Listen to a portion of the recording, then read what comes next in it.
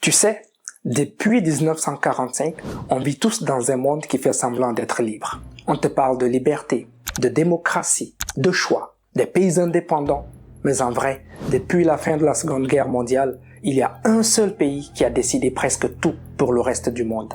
Il s'agit des États-Unis. Dans cette vidéo, je vais remplacer les États-Unis par empire. Ok? C'est lui qui a dicté les règles. Ils ont dit, voici la monnaie que tout le monde doit utiliser. Voici ce qui est bien, voici ce qui est mal. Et tout le monde a suivi. Pas parce que les gens étaient d'accord, mais parce que ce pays était devenu tellement puissant que personne n'osait dire non. Je sais que certains vont dire, mais tu nous avais promis des vidéos d'éveil spirituel. Pourquoi tu parles de géopolitique maintenant? Mais voilà la vérité. Tout est spirituel. Le monde, les nations, les décisions des puissants. Tout ça, ce sont des énergies qui contrôlent la conscience des peuples.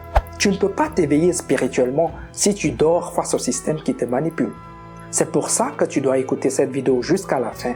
Tu vas comprendre que ce que tu appelles politique, c'est aussi de la spiritualité. Mon but, c'est d'éveiller les consciences. Et ça commence par te montrer comment le monde fonctionne vraiment. Pendant presque 80 ans, ce système imposé par l'Empire a marché. Les gens ont accepté. Les dirigeants ont fait semblant d'être souverains. Les peuples ont vécu leur vie sans trop poser de questions. L'Empire avait le contrôle. Mais aujourd'hui, ce pays commence à perdre de sa force. Et quand un empire perd sa force, il ne devient pas calme, il devient nerveux, il devient agressif. Il cherche des ennemis partout. Il crée des problèmes pour garder le contrôle. Et c'est exactement ce qu'on voit aujourd'hui dans le monde. Des conflits éclatent partout. Des sanctions tombent sur des pays entiers. Des médias répètent les mêmes histoires comme des robots. Les gens ont peur de tout. Tu crois que c'est normal? Tu crois que tout ça arrive par hasard? Bien sûr que non. Ce que tu vois, c'est un empire qui sent que ça fait un proche. Et un empire qui panique, ça invente des menaces. Ça accuse les autres. Ça allume des feux partout pour rester le centre du monde. Mais il y a une chose encore plus importante qui se passe aujourd'hui. Des pays commencent à dire non. Ces pays-là, ce sont les BRICS. Il s'agit du Brésil, la Russie, l'Inde, la Chine, l'Afrique du Sud et d'autres. Et leur crime, ce n'est pas la guerre, ce n'est pas la violence, ce n'est pas le terrorisme. Non, leur crime, c'est beaucoup plus simple. Ils ne veulent plus obéir. Ils veulent juste exister sans demander la permission à personne. Ils veulent un monde sans maître. Un monde où tout le monde peut créer sa propre route, sa propre monnaie, ses propres choix. Et ça, pour l'Empire, c'est inacceptable. C'est pour ça que la Russie est devenue l'ennemi. Pas à cause de l'Ukraine, mais parce qu'elle veut sortir du système. C'est pour ça que la Chine est attaquée. Pas pour les droits de l'homme, mais parce qu'elle construit des routes et des alliances sans passer par les banques américaines. L'Iran commerce en yuan, en rouble, sans permission. C'est pour ça que l'Iran est puni depuis 40 ans.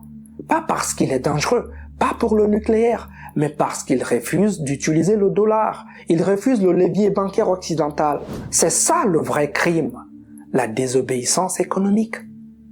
Tu vois, les méchants, on les choisit en fonction d'un seul critère. Et ce critère, c'est est-ce qu'ils obéissent ou pas? Et quand tu comprends ça, tu vois le monde autrement. Tu comprends que ce n'est pas le chaos qui arrive.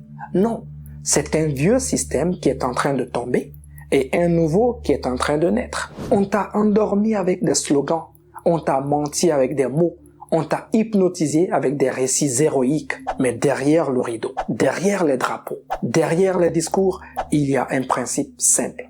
C'est lui qui possède la monnaie, possède le monde. Et c'est lui qui perd la monnaie, perd le trône. Voilà pourquoi l'Empire tremble. Voilà pourquoi tout s'accélère. Voilà pourquoi les tensions montent. Le monde n'est pas en train de s'effondrer. Il est en train de changer de patron. Il est en train de changer de direction. Et l'Empire qui dominait depuis 80 ans, il ne veut pas l'accepter. Mais l'histoire est simple. Quand un empire commence à tomber, c'est toute la vérité qu'il cachait qui remonte à la surface. On voit ses mensonges, on voit sa peur, on voit ses manipulations. Et surtout, on voit que le monde peut vivre sans lui. Et c'est pour ça, aujourd'hui, que tu entends parler de guerre, de crise, de sanctions, des droits de douane. Tout ça, c'est la réaction d'un empire qui a peur. Peur de perdre sa place, peur d'être oublié, peur que les autres comprennent enfin qu'ils peuvent respirer sans lui. Mais le changement a déjà commencé. le monde se réveille. Et toi aussi. Maintenant, parlons clairement de ce que tout le monde voit, mais que personne n'explique vraiment. On dit que les BRICS sont une menace. On dit qu'ils veulent déstabiliser le monde. On dit qu'ils mettent en danger l'équilibre mondial. Mais si tu regardes bien, calmement, sans émotion, tu te rends compte d'une chose très simple. Les BRICS ne veulent pas dominer le monde. Ils veulent juste arrêter d'être dominés. C'est ça la vérité que personne ne te dit. Dans la vie, il y a deux types de personnes. Ceux qui veulent commander et ceux qui veulent juste être tranquilles. Les BRICS, eux, veulent juste être tranquilles. Mais l'Empire, lui, ne veut pas être tranquille. Il veut rester le chef du monde. Il ne supporte pas l'idée que d'autres pays puissent exister sans passer par lui. Il ne supporte pas l'idée que quelqu'un lui dise « on n'a plus besoin de toi ». C'est pour ça que la Russie, la Chine, l'Iran, le Mali, le Burkina Faso, le Niger et d'autres deviennent soudainement des problèmes. Pas parce qu'ils sont dangereux, mais parce qu'ils ont arrêté d'obéir. Regarde bien. Pourquoi la Russie est l'ennemi numéro 1? Parce qu'elle a quitté le système. Elle a dit « on veut faire nos propres règles ». Et ça, pour l'Empire, c'est insupportable. Pourquoi la Chine est ciblée? Parce qu'elle construit des routes, des ports, des alliances sans passer par Wall Street ou Washington. Elle aide des pays à devenir indépendants. Elle prête de l'argent sans obliger les pays à changer leur gouvernement. Elle montre aux autres nations qu'on peut avancer sans l'Occident. Et ça, c'est dangereux. Pas pour le monde, mais pour l'Empire. Pourquoi l'Iran est puni depuis 40 ans? Parce qu'il refuse le dollar. Parce qu'il commerce en yuan, en rouble, en or. Parce qu'il dit « on ne veut pas dépendre de vous ». Tu comprends? Ce ne sont pas leurs armes qui posent problème. Ce ne sont pas leurs valeurs. Ce ne sont même pas leur religion. Ce ne sont pas leur peuple. C'est leur indépendance. Dans ce monde, le vrai crime, c'est de ne pas obéir. Et maintenant, regarde quelque chose d'encore plus simple. À chaque fois qu'un pays décide de penser par lui-même, il devient immédiatement un danger. On lui montre aux médias comme un monstre. On invente des histoires. On raconte qu'il menace la paix mondiale. Mais en réalité, ce qu'il menace, c'est juste la place du chef. Tu vois comment ça marche? On te désigne des méchants. On te dit qui tu dois haïr. On te dit qui tu dois craindre. On te montre un pays comme une menace. Alors que la seule chose qu'il a faite, c'est dire « je veux être libre ». Dans ce monde, être autonome, c'est déjà une rébellion. Et c'est là que tu comprends quelque chose de très important. Le système n'a pas peur des armes, il a peur des alternatives. Parce qu'un système basé sur la domination ne peut survivre que si tout le monde suit la même route, la même banque, la même monnaie, la même vision du monde. Mais aujourd'hui, des routes alternatives sont en train de naître, des monnaies alternatives, des alliances alternatives, des idées alternatives. Et ça fait paniquer l'Empire. Parce que s'il n'est plus indispensable, il n'est plus puissant. Tu sais ce qui dérange vraiment le système? Ce n'est pas la Russie, ce n'est pas la Chine, ce n'est pas l'Iran. Ce qui dérange vraiment le système, c'est que les peuples commencent à se demander « et si on pouvait vivre autrement ?» Une fois que cette question entre dans la tête d'une nation, tout change. C'est comme une lumière qu'on allume dans une pièce sombre. Tu ne peux plus refaire marche arrière. Tu ne peux plus faire semblant de ne pas avoir vu. Et aujourd'hui, cette lumière commence à s'allumer partout dans le monde. En Afrique, en Asie, en Amérique latine, au Moyen-Orient. Les gens réalisent qu'ils n'ont pas besoin d'un maître pour exister. Les pays réalisent qu'ils peuvent coopérer entre eux sans demander la permission. Les gouvernements commencent à comprendre que le monde ne tourne plus autour d'un seul centre. Alors, bien sûr que ça fait trembler le système. Bien sûr que ça crée des tensions. Bien sûr que ça crée des conflits. Parce qu'un empire qui tombe ne tombe jamais en silence. Un empire qui tombe accuse. Un empire qui tombe attaque. Un empire qui tombe ment. Un empire qui tombe manipule. Un empire qui tombe crée la peur et s'agite dans tous les sens. Mais ça ne change rien à la réalité. Le monde est en train d'entrer dans une nouvelle ère. Une ère où chacun veut reprendre sa liberté. Une ère où personne n'a envie d'avoir un maître au-dessus de sa tête. Une ère où les gens commencent enfin à ouvrir les yeux. Et toi aussi, tu le sens. Maintenant, parlons d'un sujet qui dérange vraiment. La souveraineté de la France et de l'Europe. Beaucoup de gens pensent encore que leurs dirigeants décident pour eux. Ils pensent que les présidents, les ministres, les députés ont un vrai pouvoir. Ils pensent que voter suffit pour changer les choses. Mais la vérité est beaucoup plus simple et beaucoup plus triste. La France, comme la majorité de l'Europe, ne dirige plus vraiment. Ce que tu vois à la télé, ce sont des discours. Ce que tu entends pendant les élections, ce sont des promesses. Ce que les politiciens montrent, ce sont les belles phrases. Mais derrière ces phrases, derrière les drapeaux, derrière le théâtre politique, il y a une réalité. Les grandes décisions ne viennent plus d'eux. Tout ce qui touche à l'économie, à la défense, aux alliances, à l'énergie, aux banques, aux sanctions, ça ne se décide pas à Paris. Ça se décide ailleurs. Toujours ailleurs. Ce n'est pas de la théorie du complot. C'est juste une observation logique.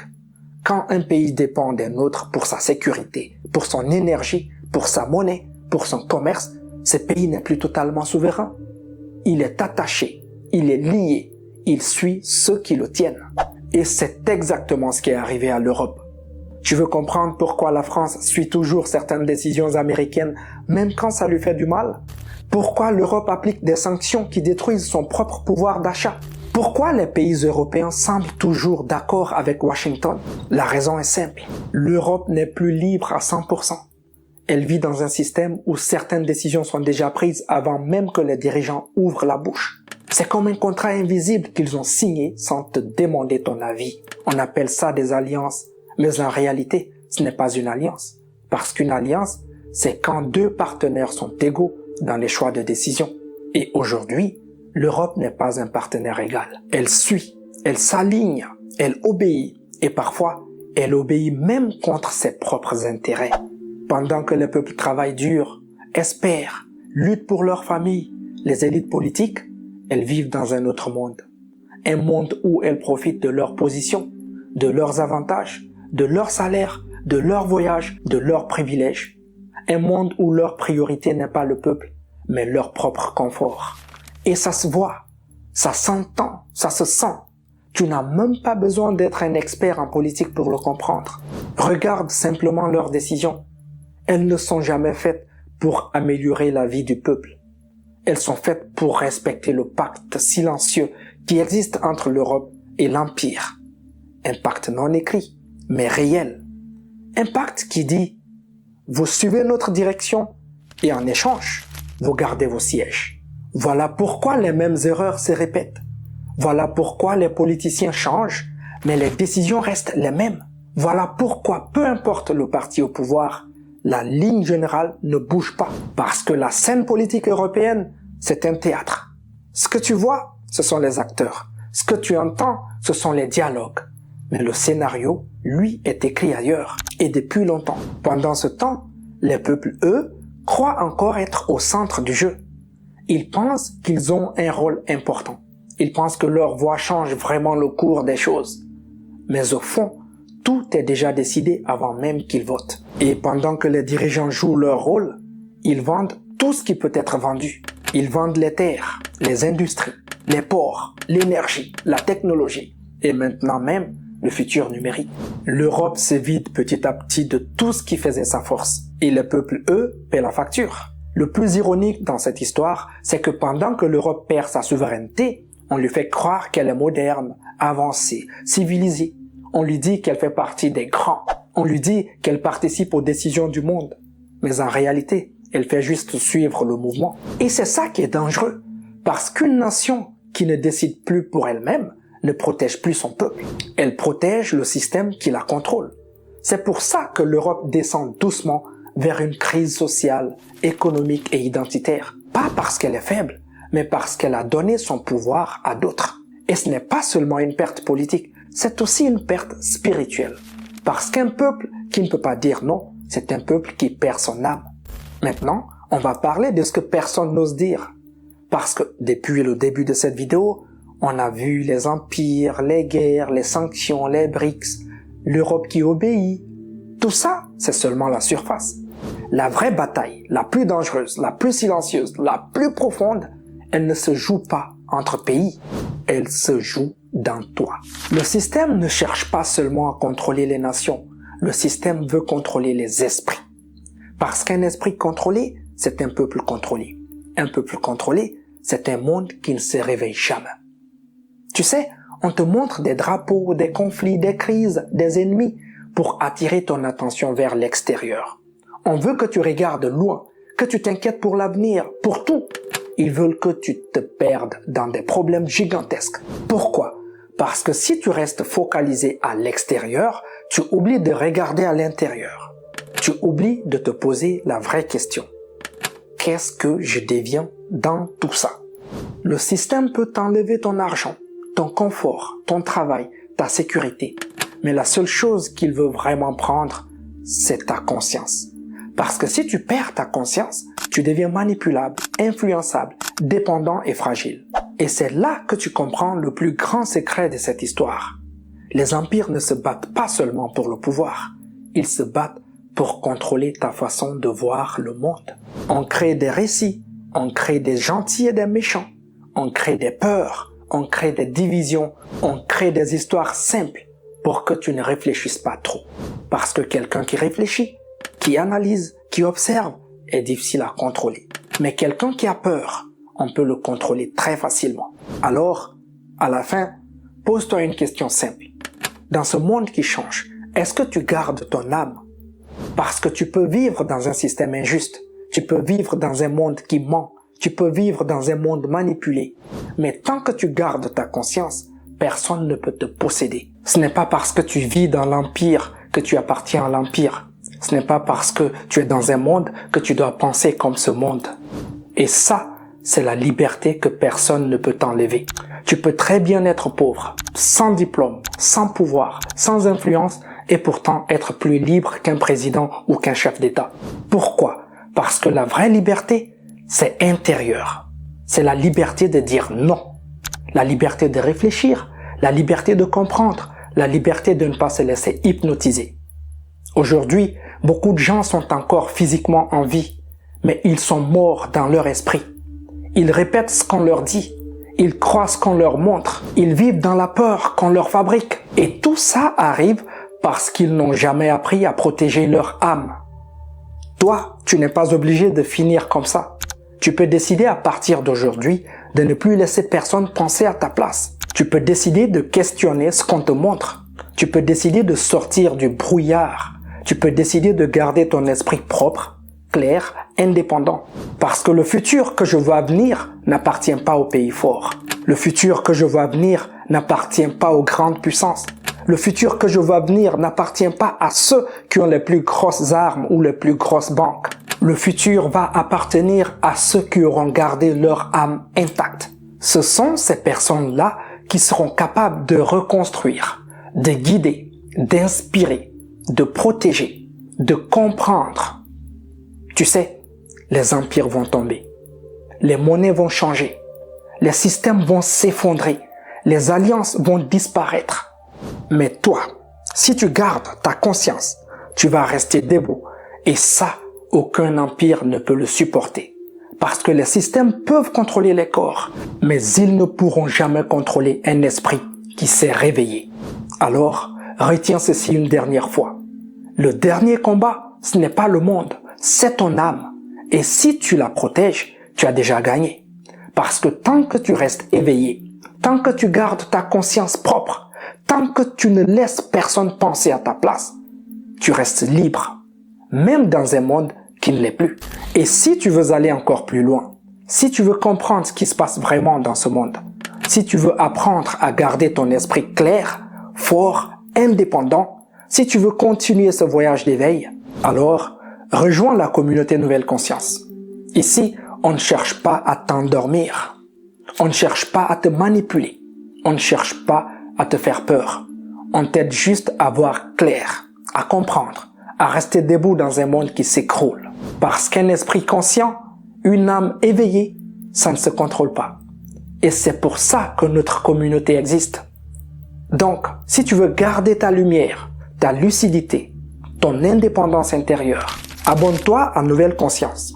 Active la cloche de notification. Rejoins-nous dans cette mission. On va avancer ensemble. On va s'élever ensemble. Et surtout, on va rester conscient, peu importe ce qui arrive dans le monde.